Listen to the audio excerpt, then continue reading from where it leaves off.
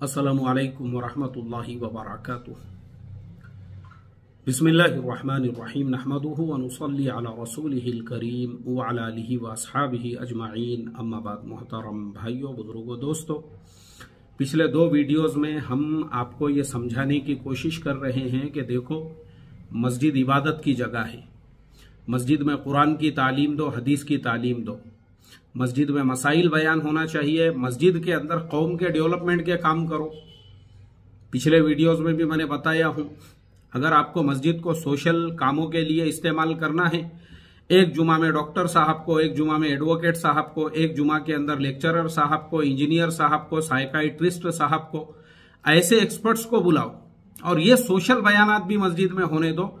बिल्कुल ये मिजाज शरीयत के खिलाफ नहीं है। लेकिन अगर आप मस्जिदों और मदरसों में सियासी मशवरे करोगे, पॉलिटिकल मशवरे करोगे, किसी पार्टी को सपोर्ट करोगे, किसी पार्टी की मुखालिफत करोगे, तो याद रखो आपके मस्जिद का और मदरसे का वही हाल होगा जो आसाम का हुआ। और आज मैं आपको डिटेल्स में आसाम के सारे हालात बताने वाला हूं कि सियासत की भेंट वहां के मदरसे कैसे चढ़ गए, किस तरीके से वहां पे मस्जिदों पे बुलडोजर चलाए गए, किस तरह से बहुत से मदारिस पे बुलडोजर चलाए गए और 1500 मदरसों को ताला लग गया और स्कूलों में उनको तब्दील कर दिया गया। उसकी बुनियाद कहां से पड़ती है? 2005 में मौलाना बदरुद्दीन अजमल साहब ने AIUDF, all India democratic front की बुनियाद रखी, यूनाइटेड डेमोक्रेटिक फ्रंट।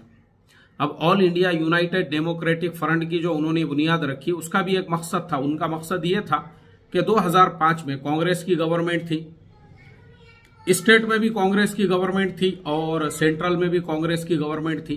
और उस जमाने के अंदर जो बांग्लादेशी माइग्रेंट्स है, उनका मसला बहुत शिद्दत से चल रहा था। ये CA NRC वगैरह की तैयारी उसी जमाने से चल रही थी। मौलाना बदरुद्दीन अजमल ने अपनी पार्टी की बुनियाद इसलिए रखी, उन्होंने देखा कि भाई आसाम के अंदर मुसलमानों की इंडिया में कश्मीर के बाद सबसे बड़ी आबादी है। आसाम में कश्मीर के बाद पूरे इंडिया में परसेंटेज के एतबार से देखेंगे तो मुसलमानों की आबादी सबसे ज्यादा वो आसाम में है।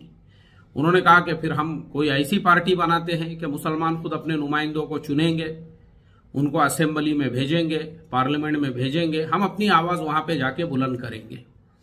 उन्होंने अपने पार्टी की बुनियाद रखी। उनके पार्टी की बुनियाद रखने के बाद 2009 के जो इलेक्शन हुए, उसमें मौलाना बदरुद्दीन अजमल साहब लोकसभा के लिए कामयाब हो गए। इसी तरीके से उनके पार्टी के 18 MLA, 18 विधानसभा के मेंबर्स भी चुन के आ गए। लेकिन हुकूमत बनी कांग्रेस की। अब कांग्रेस के जो मुख्यमंत्री थे तरुण गोगोई, इसलिए कि वो आसाम के तारीख में ऐसे पहले मुख्यमंत्री है जिन्होंने सबसे ज्यादा जमाने तक आसाम के वो मुख्यमंत्री रहे। उनसे किसी ने इंटरव्यू में ये पूछा था कि ये मौलाना बदरुद्दीन अजमल की पार्टी को इतनी कामयाबी मिली, तो उन्होंने साफ तौर पे ये कहा कि ये कौन मौलाना बदरुद्दीन अजमल, मैं किसी बदरुद्दीन अजमल को पहचानता नहीं हूं। मतलब आप अंदाजा लगाइए, उन्होंने इतनी हिकारत से ये कहा, जबकि उनके 18 MLA वहां पे जीत कर आए थे। लेकिन उसके बावजूद उन्होंने कोई अहमियत नहीं दी उनके पार्टी को, इसलिए कि हुकूमत कांग्रेस की बन गई थी। मगर 2014 में जब पूरे मुल्क में भारतीय जनता पार्टी की हुकूमत बनी और पूरे मुल्क में बीजेपी जीतकर आई और प्रधानमंत्री मोदी जो देश के PM बन गए, उनके बनने के बाद में पूरे मुल्क में उस जमाने में बीजेपी की हवा चल रही थी, लाट चल रही थी पूरे मुल्क में। और इमीडिएटली उसी के बाद 2016 में आसाम के विधानसभा इलेक्शन थे। अब कांग्रेस भी खड़ी हुई है, मौलाना बदरुद्दीन अजमल की AIUDF भी खड़ी हुई है। दोनों के दरमियान में मुसलमानों के भी वोट बढ़ गए, जो सेक्युलर वोट थे वो भी बढ़ गए। उसके बाद में कामयाबी मिल गई बीजेपी को। यह बीजेपी की पहली कामयाबी थी आसाम में। और आसाम में जब बीजेपी को कामयाबी मिली, तो जो बीजेपी के मुख्यमंत्री है आसाम के अंदर, पहले जो चीफ मिनिस्टर थे आसाम में, वो थे सर्बानंदा सोनोवाल। सर्बानंदा सोनोवाल ये 2016 के अंदर वहां के मुख्यमंत्री बनाए गए। सोनोवाल जब मुख्यमंत्री बने तो उस वक्त में आज के जो आसाम के मुख्यमंत्री है या वहां के जो है चीफ मिनिस्टर है हेमंता बिस्वा शर्मा, ये 2016 में उनकी गवर्नमेंट के अंदर मिनिस्टर हुआ करते थे। ये भी भारतीय जनता पार्टी के टिकट पे जीत कर आए, लेकिन आप लोगों को यह चीज पता होनी चाहिए कि हेमंता बिस्वा शर्मा कांग्रेस के टिकट पर 3 मर्तबा एमएलए बने और सबसे ज्यादा यानी जितने सालों तक तरुण गोगोई मुख्यमंत्री थे ये किसी ना किसी मिनिस्ट्री के मिनिस्टर रहे वहां पर कांग्रेस के जमाने में भी। और बीजेपी की हुकूमत बनने से पहले 2014 में जब इन्होंने देखे कि पूरे मुल्क के अंदर मोदी लाट चल रही है तो हेमंता बिस्वा शर्मा भी बीजेपी में शामिल हो गए, जीत के भी आ गए, मिनिस्टर भी बन गए। अब मिनिस्टर बनने के बाद में इनका जो जारिहाना रुख था मुसलमानों के बारे में, मदरसों के बारे में, मस्जिदों के बारे में, तो 2021 में जब आसाम के अंदर इलेक्शन होने वाले थे उस वक्त में बीजेपी ने ऐलान कर दी कि हम हेमंता बिस्वा शर्मा को अगला मुख्यमंत्री बनाएंगे। यानी इन्होंने सामने ही मुख्यमंत्री का चेहरा रख दिया और उनकी जो जारिहाना बयानात थे वो पूरे स्टेट के सामने थे। अब 2016 के इलेक्शन में मौलाना बदरुद्दीन अजमल की जो AIUDF है उसके और कांग्रेस के बीच में वोटों का बंटवारा हो गया। तो 2021 में इन दोनों ने आपस में अलायंस किया और अलायंस करने के बाद में यह तय हुआ कि भाई हम लोग जो है अपनी हुकूमत बनाएंगे अगर कामयाब हो जाते हैं तो। उधर दूसरी तरफ जो बीजेपी थी उसने मौलाना बदरुद्दीन अजमल की पार्टी को इतनी अहमियत नहीं दी हुई थी, लेकिन मौलाना बदरुद्दीन अजमल ने जब कांग्रेस के साथ में अलायंस किया तो बीजेपी के पेशानी पे बल आ गया और फिर हेमंता बिस्वा शर्मा के जो बयानात थे वो और भी ज्यादा शिद्दत के साथ में वो देने लगे कि हमारी हुकूमत बनने दो, हम ये करेंगे, हम CA NRC को लागू करेंगे, हम मदरसों को, उन्होंने उसी जमाने में ये बयान दे दिया था कि पूरे स्टेट में जितने भी मदरसे हैं हम ये सारे के सारे मदरसों को बंद करा देंगे, हम ज्यादा बच्चे पैदा करने पे पाबंदी लगा देंगे, हम जो है पूरे स्टेट के अंदर इसी तरह से जो ये है जिसे यूनिफॉर्म सिविल कोड कहते हैं वो हम पूरे स्टेट के अंदर लागू कर देंगे। यानी ये सारे जो बयानात थे उनके। अब चूंकि अब बीजेपी जो है ना वो मौलाना बदरुद्दीन अजमल ने कांग्रेस से अलायंस करने के बाद में फिर मौलाना बदरुद्दीन अजमल भी बीजेपी की नजर में आ गए और बीजेपी ने भी जो है आसाम गण परिषद के साथ में अपना अलायंस किया। अब इधर आसाम गण परिषद और बीजेपी का अलायंस है, दूसरी तरफ मौलाना बदरुद्दीन अजमल और इसी के साथ में जो है कांग्रेस का अलायंस है। अब ये दोनों अलायंस है और स्टेट के अंदर टोटल सीटें कितनी है? टोटल सीटें है 126। यानी जिस किसी को भी हुकूमत बनाना है तो हुकूमत बनाने के लिए आपके पास कम से कम 63 सीटें आपकी जीत के आना चाहिए। 63, 64 और 65 आती है तो आपकी हुकूमत बन जाएंगी। अब इस तरीके से पूरे स्टेट के अंदर जो इलेक्शन का रिजल्ट आया तो बीजेपी को सिर्फ 60 सीटें मिली, लेकिन चूंकि आसाम गण परिषद के साथ में इनका अलायंस था तो दोनों को मिलाकर दोबारा से जो है हेमंता बिस्वा शर्मा की हुकूमत बन गई। अब इधर मौलाना बदरुद्दीन अजमल साहब की पार्टी, दूसरी तरफ जो है कांग्रेस पार्टी, दोनों को मिलाकर भी इनके जो एमएलए थे ये दोनों को मिलाकर भी और इनके अलावा बहुत सारे आजाद उम्मीदवार थे, दूसरी छोटी मोटी पार्टियों के उम्मीदवार थे, ये सबको मिला के ये हुकूमत बना सकते थे। लेकिन इलेक्शन के फौरन बाद में भी इनका अलायंस टूट गया और दोनों एक दूसरे के खिलाफ में बयान देने लगे। अब देखो ये जो इलेक्शन हुआ 2021 का, उसमें मौलाना बदरुद्दीन अजमल ने और उनकी जो पार्टी है उन्होंने पूरा एड़ी चोटी का जोर लगाया किसी भी तरीके से। अब जैसे आज लोकसभा इलेक्शन से पहले मुसलमानों के बहुत सारे मजहबी रहनुमा शहर शहर में जाके जल से जुलूस ले रहे हैं और इसी तरह से बहुत सारी जगहों पे मीटिंगें हो रही है।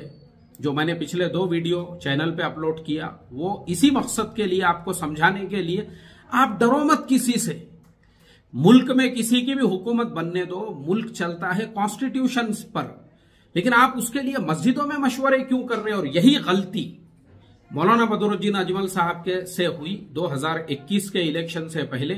वो मदरसों में उसकी मीटिंगें होने लगी, मदरसे के जो स्टूडेंट्स और तलाबा थे उनको काम पे लगा दिया गया कि एक भी वोट छूटना नहीं चाहिए, अपने को जो है बीजेपी का सफाया, यानी साफ तौर पे ये बातें चलने लगी कि बीजेपी का सफाया करना है, इसलिए मदरसे के तलबा को इस्तेमाल करो, मदरसे के मुअल्लिमीन का इस्तेमाल करो, मदरसे की इमारत का इस्तेमाल करो, मस्जिदों के अंदर जो है उसके मशवरे करो, लोगों को मस्जिदों में बिठा बिठा के गांव व देहातों के अंदर ये बातें समझाई जाने लगी। और उधर हेमंता बिस्वा शर्मा जो थे वो और भी ज्यादा तैश में आए हुए थे, क्योंकि उनके सामने ये सारी रिपोर्टें थी कि किस तरीके से हमारी पार्टी को हराने के लिए मदरसों और मस्जिदों के अंदर मीटिंगें हो रही है। लेकिन जब इलेक्शन का रिजल्ट आया, इतनी सारी मेहनत करने के बावजूद भी दोनों पार्टियों को मिलाकर भी ना वहां पे कांग्रेस की हुकूमत बन सकी, ना ही AIUDF की हुकूमत बन सकी। हुकूमत बनी हेमंता बिस्वा शर्मा की। हेमंता बिस्वा शर्मा जैसे ही मुख्यमंत्री बने, उन्होंने अपने एजेंडे पे अमल करना शुरू कर दिए। मदरसों के ऊपर जो ताले लगे और मदरसों की बहुत सारी इलीगल बिल्डिंगों के ऊपर जो है कार्रवाइयां की गई और इलीगल करार दिया गया बहुत से मदरसों को, और फिर सारे मदरसों को जो है वो स्कूलों में बदल दिया गया। ये सारी जो पॉलिटिक्स और सियासत है मदरसों को इसीलिए रडार पे और जद में लिया गया, क्योंकि तुमने इलेक्शन से पहले उन मदरसों का इस्तेमाल जो है इनको हराने के लिए किया था। तो मैं ऐसा समझता हूं कि हजरत मौलाना बदरुद्दीन अजमल साहब को अल्लाह ताला ने पहले ही जो है माशाअल्लाह बिजनेस के लाइन से और सारी लाइनों से नवाजा हुआ था। आप अगर जीत के भी आते ना, अब ये आप एजेंडा अगर नहीं चलाते कि भाई अपने को बीजेपी का सफाया करना है, बल्कि आप भी जो है ना भाई किसी पार्टी का सफाया क्यों करा रहे। अगर आप ये बोलते कि भाई हमको MBBS कॉलेजेस खोलना है, हम इतने कॉलेजेस खोलेंगे, हम सबका भला करेंगे, हम सबका ऐसा करेंगे, वो छोड़ के खाली आपको एक ही पार्टी को हराना था, बस आप वही मुद्दा लेकर चल रहे थे और अपोजिशन पार्टी वो जीत के आ गई। सेम टू सेम उन्होंने वही किया जो उनको करने का था। अच्छा, ये गलतियों से भी हमारे मौलाना ने जो है इबरत हासिल नहीं की है। मैं अभी एक बयान और देख रहा था मौलाना का, मौलाना ने वापस से अभी और मीडिया के अंदर एक ऐलान किए, बोले अगर हमारी पार्टी जीतती है हम 700 मदरसे नए खोलेंगे।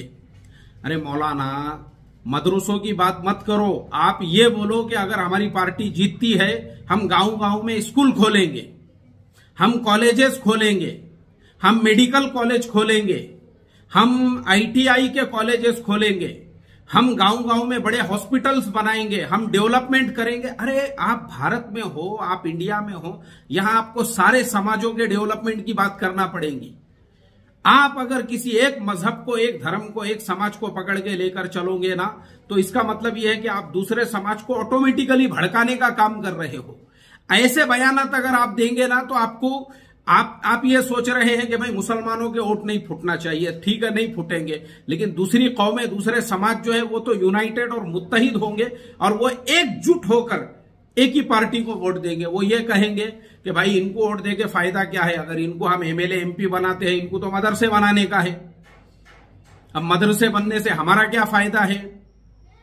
हमारा फायदा तो तब है जब कॉलेज बनेंगे, यूनिवर्सिटीज बनेंगी, जब रोड बनेंगे, रास्ते बनेंगे, बसें आएंगी, हमारे बच्चों को क्या मिलेगा इसके जरिए से। अरे आप थोड़ा सा अक्ल से, दानिशमंदी से, शुऊर से ताल्लुक जो है थोड़ा सा जो है उसका इस्तेमाल कीजिए और ऐसा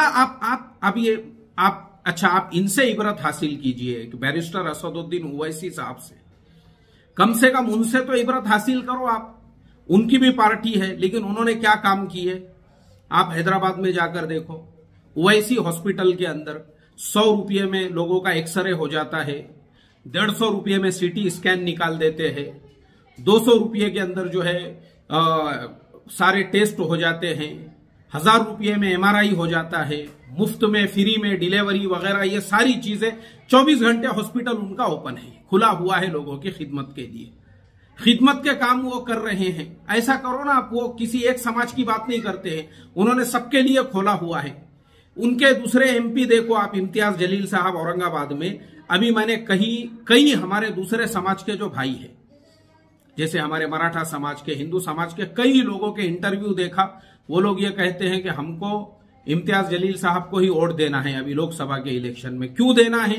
क्योंकि इम्तियाज जलील साहब ने कभी भी ये बयान नहीं दिए कि मैं खाली जो है मुसलमानों का MP हूं, बल्कि हर समाज, हर कौम के साथ में वो खड़े रहे। अभी वहां पे वो कितने 1000 करोड़ का घोटाला हो गया, जिसके अंदर सारे के सारे जो है दूसरे कौम, दूसरे समाज के लोग थे। इम्तियाज जलील साहब 3 दिनों तक उनके साथ में धरने आंदोलन पे बैठे, भाई इनका पैसा इनको वापस करो। लोगों को लगा कि नहीं, वाकई में भी हमारे MP ऐसे होना चाहिए। वो मसला हो गया था पिछले साल, जो है एक मसला हो गया, इम्तियाज जलील साहब अपना आराम छोड़कर घर से अपने पूरी रात भर तक जो है वो एक मंदिर के गेट के ऊपर खड़े रहे, लोगों को जो है समझाते हुए। एमपी ऐसा होता है। आप क्या, मेरे समझ में नहीं आता, आपने लोकसभा के अंदर भी एक मर्तबा फिरकेवारियत के बयान बात कर रहे हो आप, यानी वहां पे भी आप एक तो पूरी कौम की भी बात करना छोड़ के उसमें भी आप अपना मसलक लेके खड़े हो गए वहां पर। अरे मौलाना, आप जो है थोड़ा सा ध्यान तवज्जो, आप जिस मुल्क में रहते हो, इस मुल्क में और भी कौमें हैं और भी समाज है, जिस आसाम के अंदर आप रहते हो, आप पूरे मुल्क की बात कीजिए ना। अब आपने ये जो 700 वाला बयान दिए, 700 मदरसे हम नए खोलेंगे वाला जो बयान दिए है ना, इससे आपने जो है और लोगों को बेदार किए, होशियार किए, एक मुद्दा दिए आपने अपोजिशन वालों को जगह जगह पे जाके बोलने का कि देखो इन्होंने क्या बयान दिए बोल के। तो कम से कम आप बैरिस्टर असदुद्दीन ओवैसी साहब से सीखो, इम्तियाज जलील साहब से कभी राय मशवरा लिया करो। तो इस तरीके से जो है ना इस मुल्क के अंदर काम होता है। मैं समझता हूं जो 1500 मदरसों पे ताले लगे, आप जिम्मेदार हो उसके लिए। आपके ये गलत तरीके के मशवरे, ये मीटिंगें, ये सारी चीजें जो वहां पे हो रही थी, सिर्फ आपको अपनी पार्टी को कामयाबी दिलवाना था, उसके लिए आपने बलि का बकरा बना दिए इन दीनी इदारों को। तो इसके लिए अल्लाह ताला से मैं यही दुआ करता हूं, अल्लाह हमको शुऊर, समझ, बसीरत अता फरमाए। हम जिनकी मुखालिफत कर रहे हैं वो अगर जीत के आ गए ना, यही हाल होगा हमारे हर मस्जिद का, हमारे हर मदरसे का, जो हाल आसाम के अंदर हुआ। इसीलिए आखिरी में मैं हमारे हजरत मौलाना यूनुस साहब रहमतुल्लाह अलैह, जिनको मैं हकीमुल उम्मत कहता हूं, वाकई में भी अगर हकीमुल उम्मत थे तो वो मौलाना यूनुस साहब रहमतुल्लाह अलैह थे। एक एक जुमला याद आता है उनका, एक एक जुमला। उनके सामने बैठकर मैंने ये बयान सुना था, आपने फरमाया था, बोले देखो ये अपना मियां भाई सियासत को छोड़ दे दूसरी कौमें, दूसरे समाजों के लिए, अरे तुम अपना करने का काम करो ना, तुम अपना खुद बातिल, अल्लाह बातिल जो है बातिल से टकराएगा। अब वो बहुत सारे डिटेल्स और तफासिल है, मैं अभी जो है काफी मेरी लंबी चौड़ी बातचीत हो चुकी है। मौलाना इस तरीके से बयान में बोलते थे, छोड़ दो बोलते थे उनके वास्ते, उनको लड़ने दो आपस में, एक पार्टी के 4 टुकड़े होने दो, तुम अपना जो काम करने का है दीन की मेहनत करो, तुम अपने काम करते रहो ना। इसीलिए मैं सबसे ज्यादा जिनके लिए दुआएं करता हूं उसमें एक है हजरत मौलाना इलियास साहब रहमतुल्लाह अलैह। जिस काम की उन्होंने बुनियाद रखे, उसके बुनियादी उसूलों के अंदर यह चीज है, ना हम किसी मसलक की बात करेंगे, ना जमात की बात करेंगे, ना मसाइल की बात करेंगे, ना सियासत की बात करेंगे, कुछ नहीं करेंगे, बस अल्लाह के बंदों को अल्लाह से जोड़ना, यह हमारा काम है। इसीलिए आज तक अल्लाह तबारक व तआला पूरी दुनिया के अंदर उस मेहनत से काम ले रहा है। और अगर हम ये सारे नहेज हमारे अकाबिर, हमारे बड़े, हमारे बुजुर्गों के छोड़ देंगे और इस तरह की हरकतों में लग के हमको ये लगेगा कि हम बहुत बड़ा इनकलाब लेके आएंगे, कुछ नहीं कर सकते। तो अल्लाह समझ अता फरमाए। अस्सलामु अलैकुम व रहमतुल्लाहि व बरकातुहू।